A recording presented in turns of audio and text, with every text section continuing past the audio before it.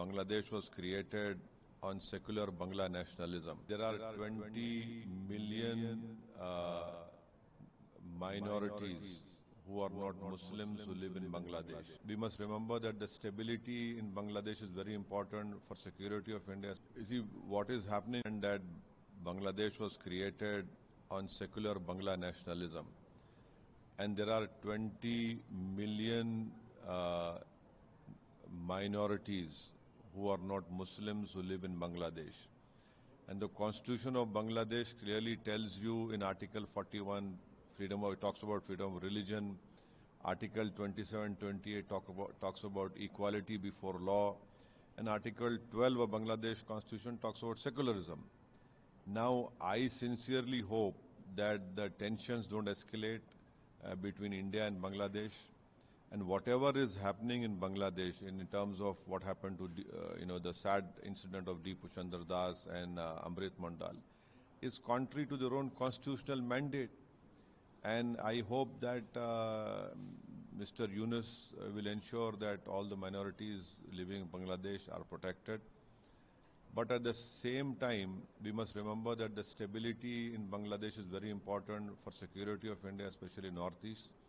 A popular revolution has happened in Bangladesh, and we hope that when the elections are held in February, relationship between India and Bangladesh will improve for good.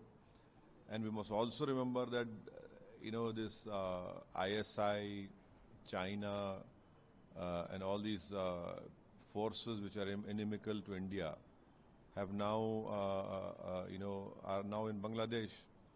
And also the Standing Committee of External Affairs, which I'm a member of, it said that this is the greatest strategic challenge to India since the independence of Bangladesh in 1971.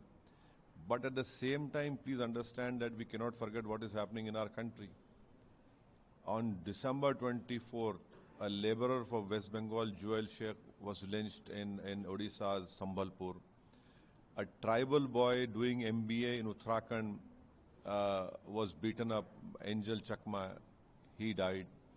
Athar Hussain, a poor, grocery vegetable seller, was lynched. His ear, his fingers and feet were cut. A rod was inserted in his body. So these are all clear examples of how when rule of law breaks and majoritarian politics overtakes everything, these lynchings happen, when we have to condemn it.